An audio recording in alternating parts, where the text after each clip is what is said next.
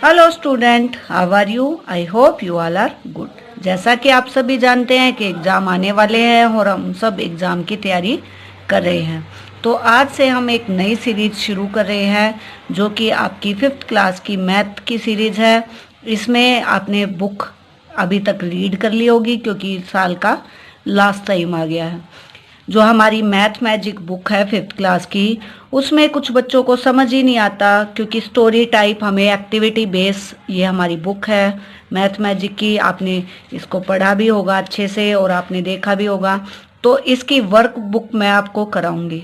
अगर आपने इसकी बुक नहीं की है और आप बुक से रिलेटेड वीडियो चाहते हैं तो वो भी आप मुझे कमेंट कर सकते हैं।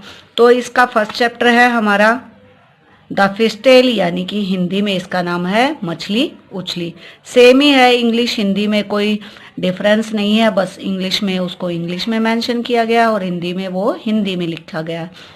तो इस चैप्टर में हमें क्या सिखाने की कोशिश की गई है वो हम वर्कबुक से करेंगे। तो देखते हैं फर्स्ट चैप्टर और इसकी वर्कबुक। मैंने दोनों ही वर्कबुक ली है ताकि इंग्लिश मीडियम और हिंदी मीडियम के बच्चों को कोई प्रॉब्लम ना हो। आप देख सकते हैं स्क्रीन पे हिंदी में और इंग्लिश में। तो हमारी एक्टिविटी है, मैं ट्राई करूँगी कि मैं ऐसी लैंग्वेज यूज़ करूँ कि सभी को समझ आए। तो फर्स्ट जो हमें दिया गया है पेज नंबर 1, लिखा हुआ है विच मूव्स फास्टेस्ट पुट ए टिक मार्क्स। दोनों में से तेज चलने वाले वाहन पर ठीक का निशान लगाओ। तो आपको पिक्चर दिखाई दे रही है। फर्स्ट जो हमारी पिक्चर है इसमें एक कार है और एरोप्लेन है। तो कौन ज़्यादा तेज चलता है? एरोप्लेन। तो हमने किसको टिक कर दिया? एरोप्लेन को। नेक्स्ट पिक्चर में है हमारी साइकिल एंड मोटर बोट। तो मोटर बोट है जो वो तेज चलती है साइकिल की तुलना में, तो हमारा आंसर हो जाएगा मोटर बोट। नेक्स्ट है हमारी बस एंड रेलगाड़ी। तो आप मुझे बताएंगे कि कौन सी फास्टेस्ट मीन ऑफ ट्रांसपोर्ट है, कौन सबसे तेज चलता है इन दोनों में से। इन दोनों में से हमें कंपेयर करना है, तो हमारी है ट्रेन। तो आप ट्रेन को टिक करेंगे। नीचे है रिक्शा एंड ऑटो रिक्शा। तो मुझे बताइए कौन फास्ट है? तो हमारा ऑटो रिक्शा जो है वो फास्ट चलता है। चलिए नेक्स्ट एक्टिविटी देखते हैं। ये जो आपकी एक्टिविटी है ये बहुत ही महत्वपूर्ण एक्टिविटी है, वेरी वेरी इम्पोर्टेंट, क्योंकि जिन बच्चों ने नवोदय के फॉर्म फिल किए हैं उन बच्चों को तैयारी करने में के लिए भी ये इजी होगा। और मैंने इसमें दोनों ही पेज हैं इंग्लिश एंड हिंदी मीडियम। तो आपको करने हैं फिलिंग द ब्लैंक्स। तो लिखा हुआ है क्वेश्चन है नंबर ऑफ जीरो इन 100। तो जो 100 में शून्य की संख्या कितनी होती है? तो आपको पता है ना 100 में कितनी डिजिट होती है? जीरो की 2 डिजिट होती हैं। Number of zero in 1000। तो आप स्क्रीन पे मैं लगा भी दूंगी अगर लगा पाई तो 1000 कैसे लिखते हैं? 1 लिख के 3 टाइम्स 0। तो शून्य की संख्या कितनी होगी? शून्य को इंग्लिश में बोलते हैं 0, तो वो होंगी 3। अगला है नंबर ऑफ जीरोज इन 10,000। तो वो होंगी 4। नंबर ऑफ जीरोज इन 1 लाख वो होंगी 5। नंबर ऑफ जीरोज इन 1 करोड़, 1 करोड़ में कितनी होंगी जीरो? तो मैंने यहाँ पे राइट कर दिया है 1 करोड़। 1, 10, 100, 1000, 10,000, लाख, 10 लाख, करोड़। हिंदी में पढ़ेंगे इसे इकाई, दहाई, सैकड़ा, हजार, 10,000, लाख, 10 लाख, करोड़।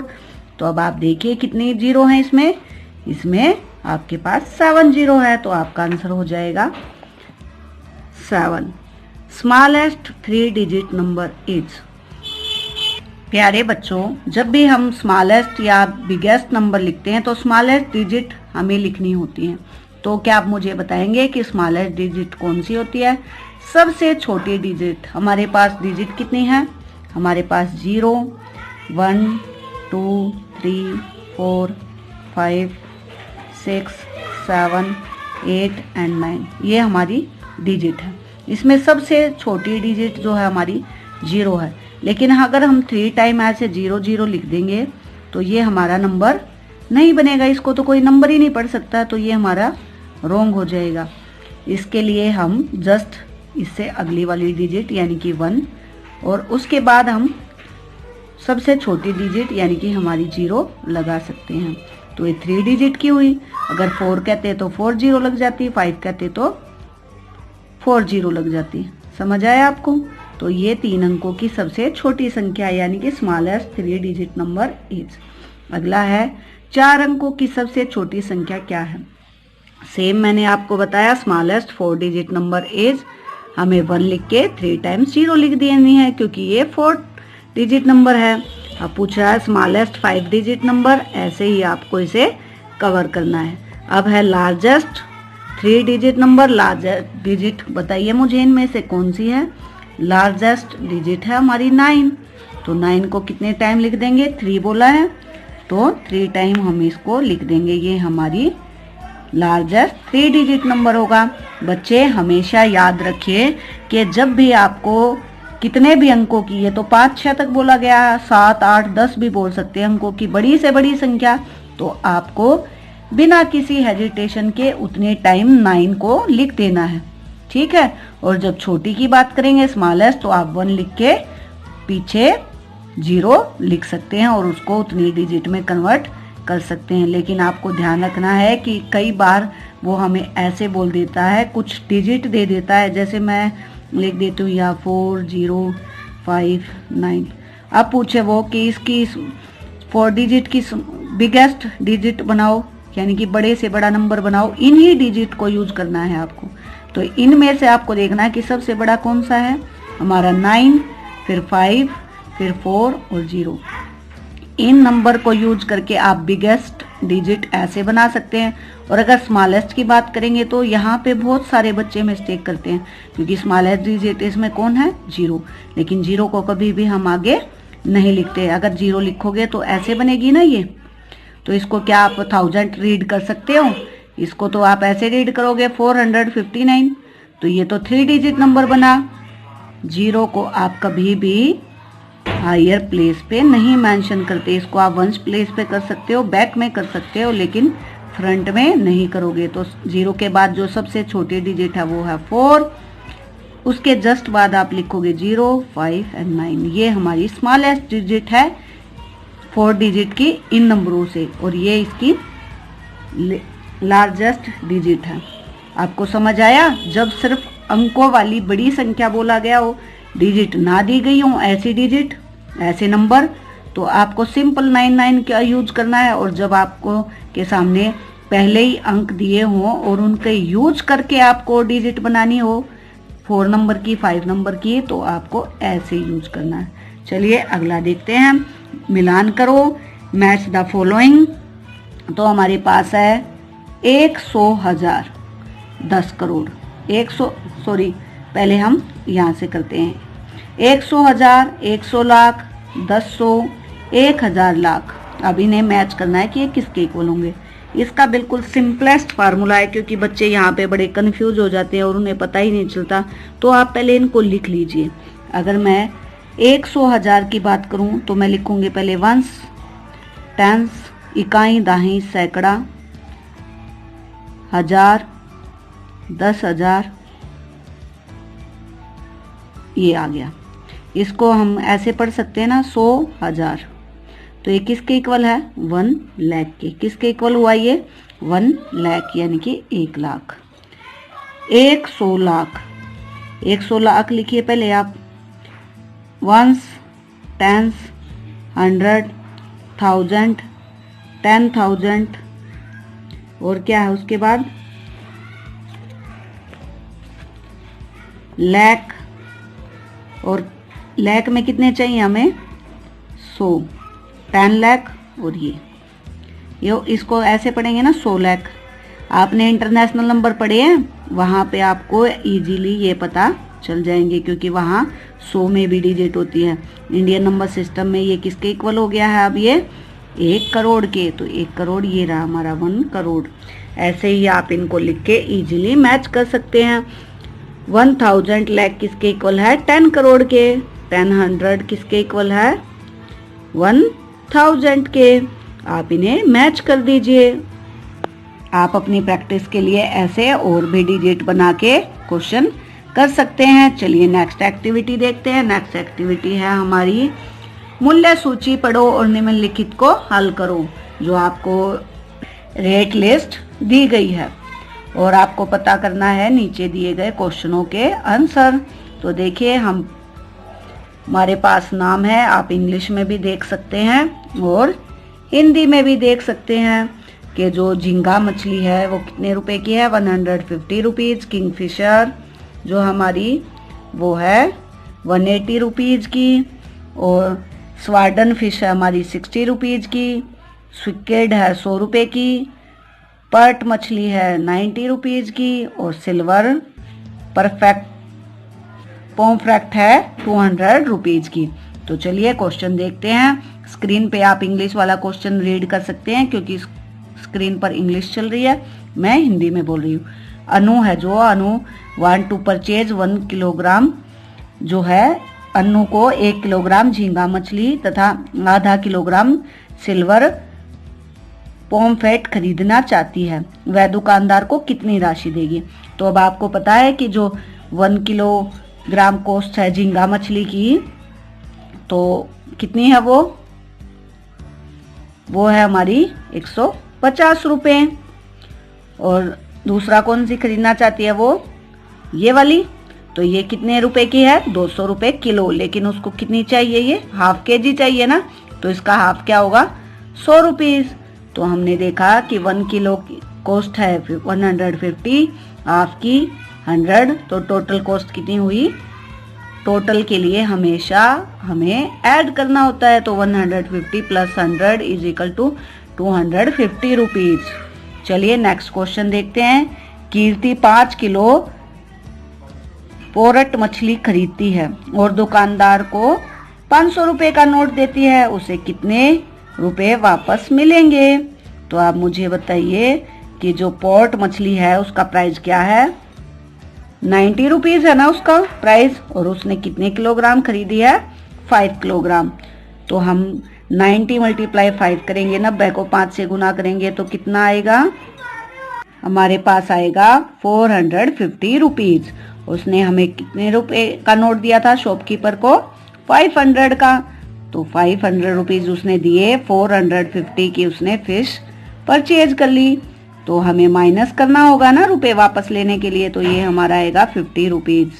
तो उसे कितने, कीर्ति को कितने रुपए वापस मिले, 50 रुपीज़। चलिए अगला क्वेश्चन देखते हैं। रुपए 300 में कितनी स्वार्ड फिश खरीदी जा सकती हैं। तो देखिए स्वार्ड फिश कितने रुपए की है, 60 रुपए की है ना, और उसने कितने रुपए दिए, 300 रुपीज़ दिए। तो आपको 300 जो रुपीज़ हैं उससे उसकी कीमत को डिवाइड कर देना है, या तो आप ऐसे डिवाइड कर लें, या सिंपल आप 5th क्लास में हो गए, आप काट के भी कर सकते हैं। तो 0 से 0 कैंसिल हो गया, 6 1 जा 6, 6 5 जा 30। लेकिन जो बच्चे वीक हैं वो ऐसे कर सकते हैं, 6 के टेबल में 5 जा पे आएगा 30, तो ये हमारा आंसर हो गया 5 kg, यानी कि 5 किलोग्राम। नेक्स्ट है, एक स्कूटर 2 घंटे में 60 किलोमीटर की दूरी तय करता है, इस स्कूटर की गति क्या होगी। देखिए हमारे पास क्या दिया गया है, हमारे पास गिवन है कि 2 घंटे में कितना जाता है, वो 60 किलोमीटर जाता है ना। तो जब भी हम कोई दूरी निकालते हैं, स्पीड फाइंड करते हैं, वो पर हावर होती है। तो अगर हम 1 हावर लिखेंगे यहाँ पे, 1 हावर स्पीड ऑफ स्कूटर, तो वो क्या होगी, जो किलोमीटर उसने डिस्टेंस दिया है, टाइम कवर किया है, उस टाइम से उसको डिवाइड कर देंगे, तो ये हमारे पास आ जाएगा 30 किलोमीटर। तो हमारा आंसर जो होगा वो होगा 30 किलोमीटर पर हावर, ये उस स्कूटर की स्पीड है हमारी। चलिए नेक्स्ट क्वेश्चन देखते हैं। ये जो आंसर लिखे हुए हैं इनको आप ना देखें, ये पहले से बुक में मेंशन है।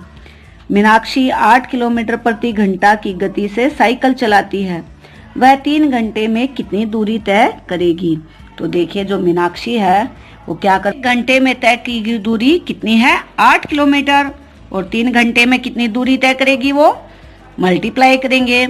तो 8 को 3 से गुना करने पे क्या मिलता है, 24, 8 3 जा 24 किलोमीटर, यानी कि मीनाक्षी ने साइकिल से कितना डिस्टेंस कवर किया 3 आवर में, उसने 3 आवर में 24 किलोमीटर डिस्टेंस कवर किया है। नेक्स्ट जो हमारा क्वेश्चन है उसमें बोला गया है कि एक खिलाड़ी 1 मिनट में 400 मीटर की दूरी तय करता है, वह 5 मिनट में कितना डिस्टेंस कवर करेगा, कितनी दूरी तय करेगा। तो देखिए कैसे सोल्व करते हैं इसको। 1 मिनट में कितनी दूरी तय की उसने, 400 मीटर, तो 5 मिनट में ज्यादा तय करेगा। ज्यादा के लिए हमेशा क्या करते हैं, मल्टीप्लाई। तो 400 मल्टीप्लाई बाई 5, तो क्या आ जाएगा, हमारा आ जाएगा 2000 मीटर। और जब हमारा मीटर की 1000 में चला जाता है तो हम उसे कन्वर्ट कर सकते हैं किसमें, किलोमीटर में। तो ये 2 किलोमीटर भी लिख सकते हैं आप, इसे आप 2 किलोमीटर भी लिख सकते हैं या 2000 मीटर। चलिए नेक्स्ट क्वेश्चन देखते हैं। नेक्स्ट क्वेश्चन है, अभिषेक ने एक बैंक से 40,000 रुपए उधार लिए। उसने एक साल में 12 बराबर किस्तों में 42,000 रुपए वापस किए। उसने प्रति माह कितनी राशि वापस की। आप कैसे फाइंड करेंगे ये, देखिए जो उसने लोन लिया था वो कितना था, 40,000 का, लेकिन उसने पे कितने किए, 42,000। तो हमें 42,000 से ही क्वेश्चन को सोल्व करना है, क्योंकि इंटरेस्ट भी लिया है ना बैंक ने। जब भी हम कभी बैंक से पैसे लेते हैं तो वो साथ में इंटरेस्ट भी तो लेता है। तो चलिए देखते हैं कि उसने प्रति माह कितनी राशि दी, कितने साल में कितने महीने हैं, 12। तो हम 42,000 को 12 से डिवाइड करेंगे और हमारा आंसर आ जाएगा। जिन बच्चों को काट के सोल्व नहीं करना आता वो डिवाइड भी कर सकते हैं, लेकिन इसमें टाइम थोड़ा ज़्यादा लगता है। 12 का टेबल आपको आती होगी, 12 3 जा 36। तो हम माइनस करेंगे 12 में से 6, तो 6, 3 माइनस 3 0, ऊपर से हम कैरी करेंगे 0, तो 12 5 जा 60। तो हमारा ये सोल्व हो गया। ये जो 2 0 हैं ये हमें 12 0 जा 0, 12 0 जा 0, तो हमारे पास आया 3,500 रुपीज़। वो एवरी मंथ कितने पे करता था, 3,500। चलिए देखते हैं नेक्स्ट क्वेश्चन। मोहन ने एक किताब 68 रुपये में खरीदी, यानी कि 68 रुपीज़ में मोहन ने एक बुक परचेज की है एंड 79 रुपीज़ में उसको सेल कर दिया है। उसका लाभ या हानि ज्ञात कीजिए।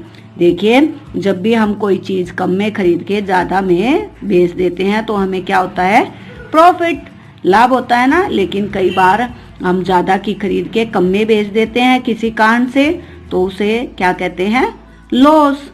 तो देखिए जो इंग्लिश में परचेजिंग प्राइस है उसको इंग्लिश में बोलते हैं कॉस्ट प्राइस, और हिंदी में बोलते हैं उसको क्रय मूल्य। जबकि जो बेचने वाला है सोल्ड प्राइस यानी कि विक्रय मूल्य है। तो जो आपको पता है 68 रुपीज़ में खरीद के हमने 79 रुपीज़ में उसको सेल कर दिया, यानी कि ज़्यादा, तो क्या होगा उसको, प्रॉफिट। तो प्रॉफिट कितना आया हमारा, 79 माइनस 68। तो इसको माइनस करने से हमें कितने मिलेंगे, 11 रुपये, यानी कि जो बुक थी मोहन ने उसको सेल किया तो उसे 11 रुपये की बचत हुई। चलिए नेक्स्ट क्वेश्चन देखते हैं। एक शॉपकीपर है, एक दुकानदार ने एक वस्तु 850 रुपये में बेची जिससे उसे 205 रुपये की हानि हुई। उस वस्तु का क्रय मूल्य क्या था। देखिए अब हमें क्या दिया गया है, हमें 2 चीजें दी गई है। एक है हमें विक्रय मूल्य यानी कि सेल प्राइस, और हमें दिया गया है लॉस। तो हमें निकालना है कॉस्ट प्राइस यानी कि क्रय मूल्य। देखिए हमने मेंशन किया जो वस्तु है उसका विक्रय मूल्य यानी कि सेल प्राइस है जो हमारा वो है 850 रुपीज़, जो हमें लॉस हुआ है 205 रुपीज़। तो वस्तु का हमें क्या निकालना है, क्रय मूल्य यानी कि कॉस्ट प्राइस। तो कैसे निकलता है वो, सेल प्राइस प्लस लॉस। तो हम इन दोनों को ऐड कर लेंगे तो हमें कितना मिलेगा, 850 प्लस 205, तो हमारे पास आया 5, 5 एंड 10। तो ये उस वस्तु का कॉस्ट प्राइस था, यानी कि जो सेल्समैन था, शॉपकीपर था, उसने 1055 रुपीज़ की उसे परचेज किया था और 850 रुपीज़ में उसे सेल कर दीजिए। अगर आपको प्रॉफिट एंड लॉस के क्वेश्चन नहीं आते हैं तो मैं अभी आपको साथ के साथ ही बता देती हूँ। जिस किसी भी वस्तु को हम सेल करते हैं तो वो होता है सेलिंग प्राइस। हमारा सेलिंग प्राइस एसपी से हम उसको मेंशन कर देते हैं या उसको हिंदी में बोलते हैं विक्रय मूल्य। और एक होता है हमारा कॉस्ट प्राइस यानी कि लागत मूल्य, इसे कहते हैं क्रय मूल्य भी। और जब कोई चीज हमने खरीदी है तो या तो हमें लाभ होगा यानी कि प्रॉफिट, लाभ, और या होगी हमें हानि यानी कि लॉस। तो इनका क्या कनेक्शन है, इनका क्या फार्मूला है? देखिए, जब भी क्रय मूल्य विक्रय मूल्य से अधिक होगा तो हमें क्या होगी? हानि, यानी कि जो कॉस्ट प्राइस है वो सोल्ड प्राइस से ज्यादा होगा तो हमेशा क्या होगा? हमें लॉस। अगर इनमें से आपको कोई भी दो चीज दी गई हो, जैसे हमें क्वेश्चन में दिया गया था सोल्ड प्राइस विक्रय मूल्य और लॉस, तो हम कॉस्ट प्राइस निकाल सकते हैं। कैसे? सोल्ड प्राइस और लॉस को ऐड करके। अगर हमें कॉस्ट प्राइस दिया हो और लॉस दिया हो तो क्या निकाल सकते हैं? सोल्ड प्राइस यानी कि कॉस्ट प्राइस में से लॉस को माइनस करेंगे तो सोल्ड प्राइस आ जाएगा यानी कि विक्रय मूल्य। ऐसे ही जब विक्रय मूल्य अधिक हो तो उसमें से क्रय मूल्य घटाने पर हमें हमेशा क्या मिलता है? प्रॉफिट, गेन, या हिंदी में बोले तो लाभ। यहीं से हमारे फार्मूले बने हैं। प्रॉफिट गिवन है तो भी हम सॉलिड या कॉस्ट सोल्ड प्राइस या कॉस्ट प्राइस निकाल सकते हैं फार्मूले को दाएं बाएं ले जाके। आज के लिए बस इतना ही। नेक्स्ट वीडियो में हम इसका रिवीजन करेंगे और फिर कंटिन्यू हम ऐसे ही सभी चैप्टरों को सॉल्व करेंगे। तो मिलते हैं नेक्स्ट वीडियो में, तब तक अपना ध्यान रखिए। और अगर आपने अभी तक चैनल को सब्सक्राइब नहीं किया है तो चैनल को सब्सक्राइब कीजिए। अगर वीडियो अच्छी लगती है तो लाइक एंड शेयर करना बिल्कुल भी ना भूलें। इसके साथ ही अगर आपको कोई भी प्रॉब्लम आ रही है क्वेश्चन करने में या समझने में तो आप मुझे कमेंट करके पूछ सकते हैं। Take care.